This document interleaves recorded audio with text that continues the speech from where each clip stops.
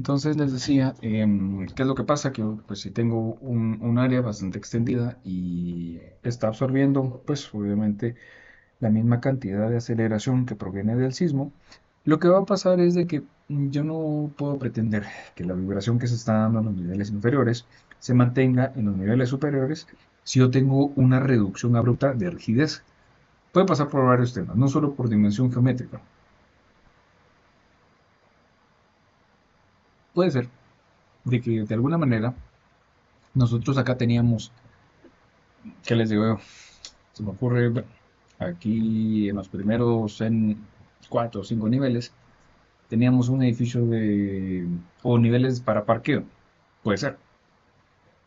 Si nosotros teníamos niveles para parqueo, si a lo mejor solucionamos con muros de corte y de repente yo puedo mantener solo ciertos ejes porque algún tema del plan de ordenamiento territorial o similar me limita a estar tan cerca a otros edificios muy altos, lo que va a pasar es de que voy a tener un cambio de rigidez. Y eso lo que hace es de que la parte superior, que es más pequeña, no solo en dimensiones, sino que no necesariamente solo en dimensiones, sino que también a nivel de rigidez, normalmente va a tener un incremento en su periodo, en su forma de vibrar. Esto quiere decir de que al momento de que empieza a vibrar, va a incluso a ser tan crítica como que pudiese entrar en una zona, en un efecto de resonancia. Acá lo que tendremos es una concentración de esfuerzos. No es tan complicado identificar de que justamente en la reducción de área, en este punto vamos a tener precisamente una concentración de esfuerzos que podría aumentar considerablemente los esfuerzos. Imagínense el cortante que hay que aplicar acá.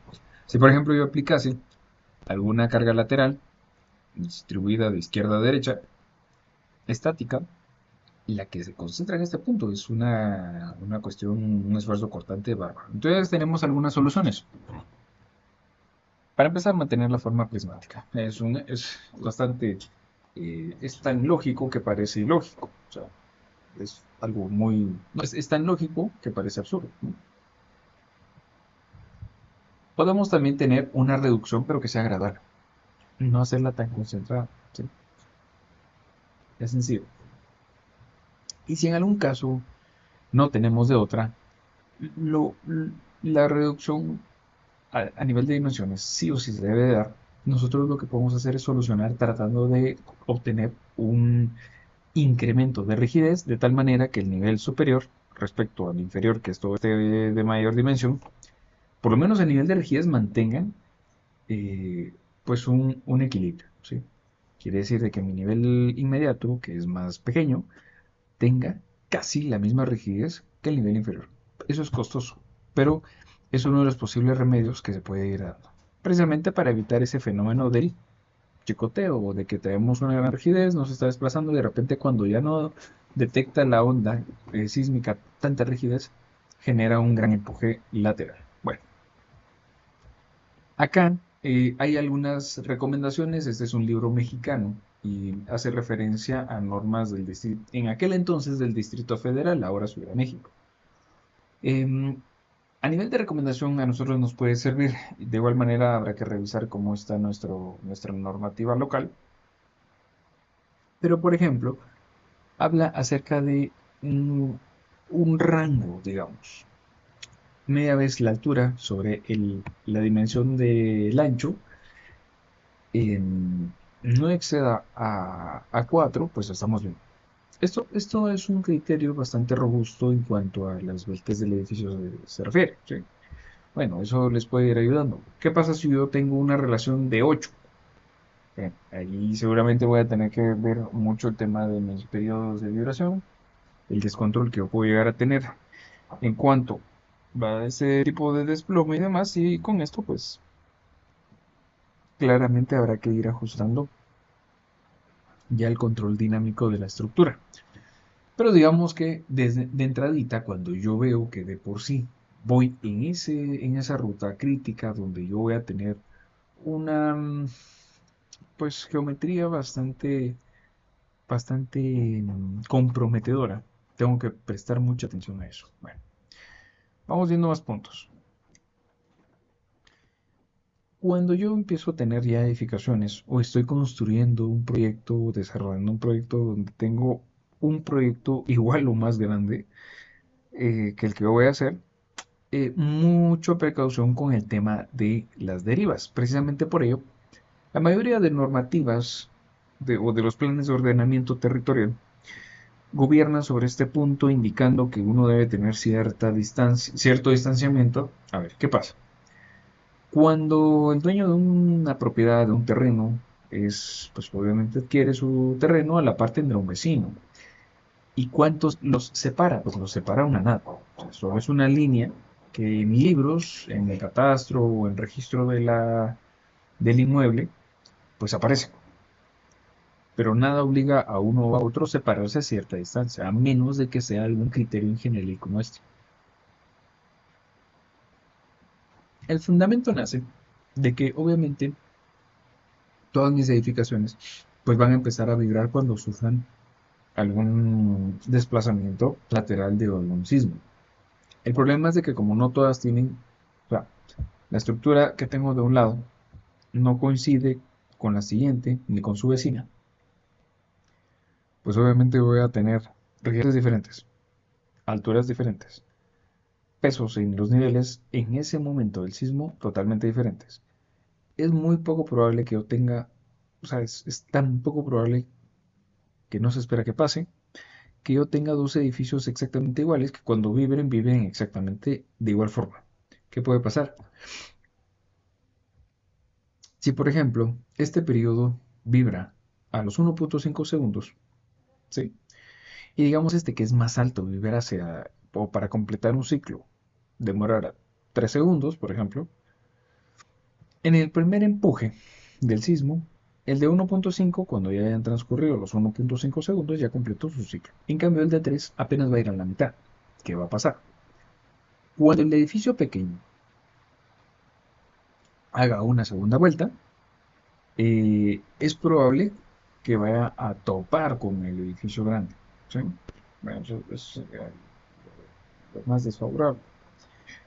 Eh, obviamente esto lo que va a causar es de que si por ejemplo alguien dice, mire, pero fíjese que de la separación S1, yo este edificio del lado izquierdo contemplé una separación de 10 centímetros, porque a mí en mis cálculos la máxima deriva es de 9 centímetros. Entonces dejé uno más por cualquier cosa.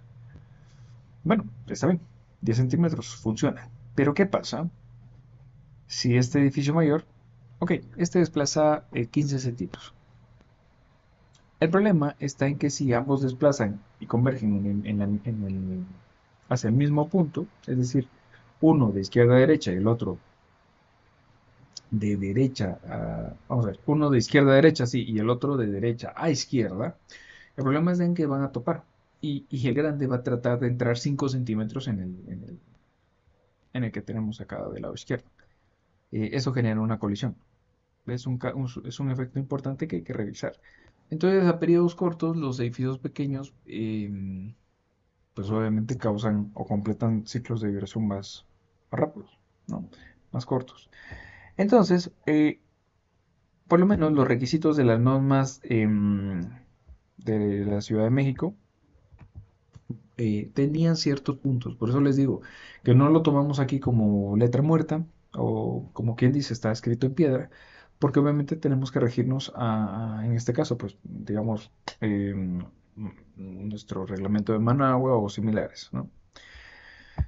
Entonces, ya cuando nosotros empezamos a determinar, bueno, en la parte tengo cierto edificio, a pesar de que yo estoy contemplando una separación de todo perímetro de 10 centímetros, puede que me quede corto, porque el edificio de la par, según mi estimación, va a desplazar hasta -15.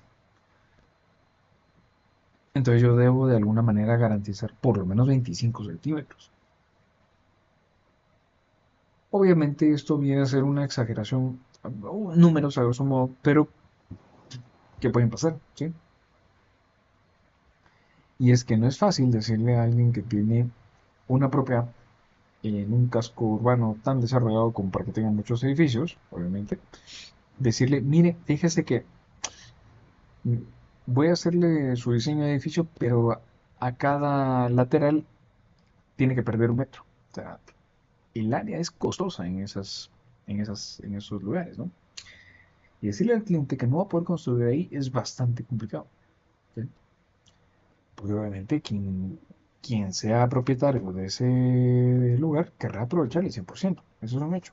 Bueno, luego pasamos a requisitos básicos de estructuración, como 4 puntos importantes: que el edificio tenga una configuración en cuanto a la combinación de resistencia y rigidez bastante adecuada.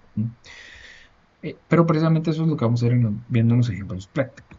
La configuración de los elementos estructurales debería de mantener un flujo continuo. Esto se le llama redundancia estructural, que es lo que hay que ir viendo. Y miren, mientras ustedes mantengan el criterio, y no es de que porque seamos ingenieros o ingenieras, pero si nosotros mantenemos que nuestra estructura sea sencilla, regular, simétrica, continua, créanme que eso nos va a ahorrar un montón de problemas que más adelante pueden causar estragos, ¿sí? Es decir, bueno, a los arquitectos no mucho les gusta nuestra clásica forma cuadradita, sin cambios en el vertical y que sea simétrico. Voy a separar todos mis ejes a 6 metros, 5 metros, y eso me mantiene a mí, pues muy bien. Nosotros lo hacemos porque nos ayuda a reducir bastante el tema del control de irregularidades, ¿sí? Los sistemas estructurales deben de disponer de redundancia y capacidad de formación inelástica. Ahorita que nosotros vamos a empezar a ver algunos edificios ya realizados, eh, verán ustedes cómo también está el tema de comportamiento inelástico. Pero obviamente tiene que ver con la respuesta de la sismoresistencia. Y si, por ejemplo, empezamos a tener algunos ejemplos como este marco tridimensional, y nosotros por alguna razón necesitamos, o pues ya sea bien más rigidez en uno de los dos sentidos, o por ejemplo, mire, yo tengo un edificio de acero, y en el sentido donde yo tengo todas las almas, justamente ahí se me está afectando un poco más, mis derivas están menos controladas, así que yo pues bueno, pongo muros de rigidez, núcleos de concreto o núcleos de estos speedcore de acero, o combinados o mixtos, con brazas, etcétera, etcétera. O sea, puedo ir haciendo varios tipos de propuestas que me pueden ir ayudando, pero yo tengo que saber que existen esas propuestas. Si no, pues están ahí, pero nadie las usa, no se trata de eso, ¿no? Y obviamente, pues cuando nuestras paredes o muros son los que cargan, que es la famosa estructura tipo cajón de paredes de carga, pues lo que nosotros debemos de prever es una buena distribución. Por ejemplo, que tenga tantos muros en X como en Y. Si no, yo voy a empezar a tener irregularidades en cuanto a comportamientos o resistencias laterales. Bueno, eso es algo muy general, por supuesto, pero es algo bastante lógico, ¿no? Em, Cuando yo no tengo pues un criterio redundante en todos los sentidos posibles, digamos que si yo colocara, por ejemplo, solo vigas de carga en el sentido X y en el sentido Y, pues dejo que mi losa trabaje en un solo sentido, está bien, pero el problema está en que mi sismo puede venir en Y, no solamente en X. Entonces, lo mejor es, pues obviamente, tener mucha redundancia o igualar esa rigidez en un sentido si es que hace falta, de tal forma que sea lo mejor posible que yo pueda ir distribuyendo. Por ejemplo, acá lo que nosotros tenemos es pues obviamente unas propuestas de planos, ¿sí?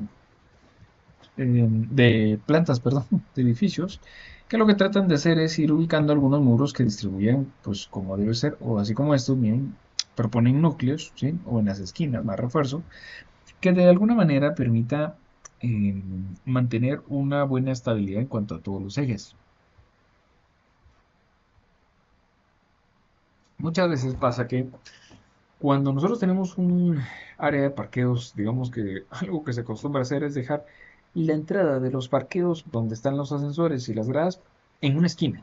¿Por qué? Porque digamos que ahí todos los vehículos se parquean acá y pueden entrar a este lado. Pero ¿qué es lo que pasa? Los ascensores normalmente yo tengo que ponerles un ducto. Si ahora es como un ducto, tengo muros de concreto. Si tengo muros de concreto, tengo más rigidez. Y a lo mejor alguien también agrega todavía empleo de gradas y eso todavía genera más rigidez. Entonces, ¿qué pasa? Yo voy a tener el centro geométrico de la dimensión en un punto, pero mi núcleo de ascensores y demás desplazó mi centro de rigidez. Y esto produce una torsión. Al momento de que existe una distancia entre mi centro de rigidez contra mi centro de gravedad o centro geométrico, yo consigo algo que se llama excentricidad. Y cualquier fuerza se prevé que va a estar resistida principalmente por el centro de rigidez. Una fuerza por alguna una distancia es un momento. Entonces yo accidentalmente, digamos que al hacer este tipo de decisiones o al no prestarles atención adecuada, lo que causó en mi edificio es una torsión impresionante. ¿Ya? Y eso cuesta bastante controlar. ¿Ok?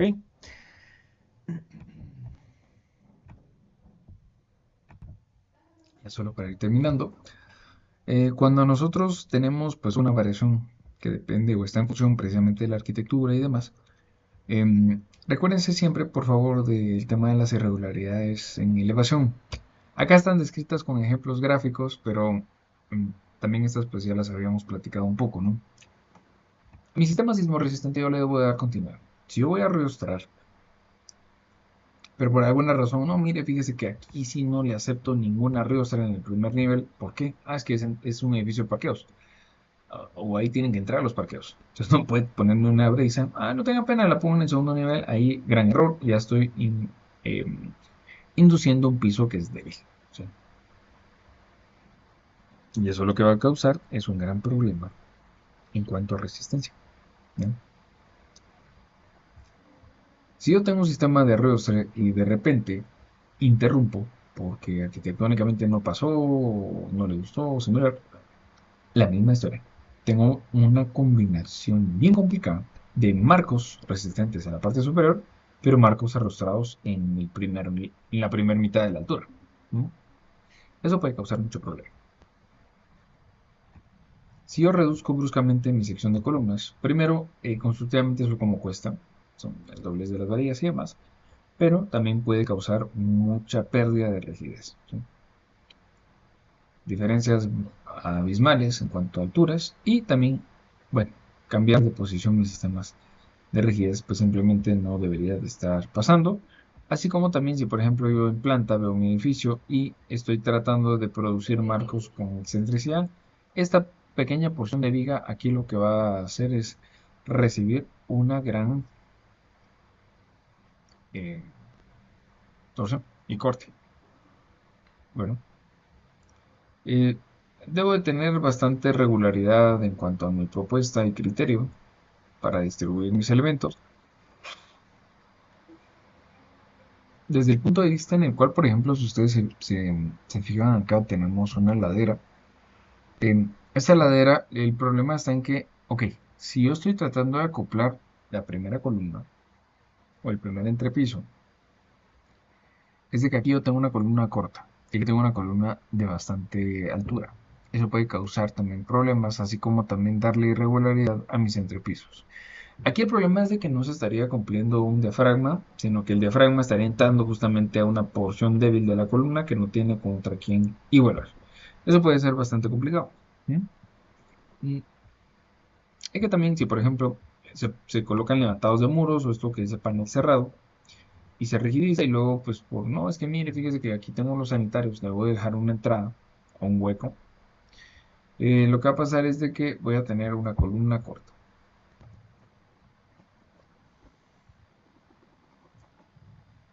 También, si por ejemplo yo empiezo a tener vigas que son de corta dimensión, generalmente estas tienden a ser más rígidas y eso descontrola un poco las vecinas. Así como también si por ejemplo tengo muros de corte y por alguna razón voy a dejar pequeñas porciones o ventanitas en todos los niveles que de alguna forma van descontrolando todos mis niveles. Cuando yo logro controlar estos puntos, voy a tener ciertas ventajas y características en lugar de llamarlas desventajas, y es que yo permito que se desarrolle en un marco como debe ser. Con la aparición de sus rótulas, en vigas antes que en columnas para que se forme el mecanismo. Columna fuerte, perdón, viga débil y tener un mejor comportamiento postelástico. Cada punto de los que menciona acá es importante que ustedes puedan leerlo, por favor. Digamos de todo el capítulo 5, darle una gran leída, porque aquí me va a ayudar a que ustedes me terminen de comprender estos diferentes puntos. Verán que hay muchos esquemas que visualmente nos pueden ayudar, ¿m? Y sobre todo nos pueden ayudar a evitar problemas, sobre todo. Entonces, luego, pues seguimos avanzando. Tenemos, vamos a ver. Ah, sí, no, aquí estamos bien.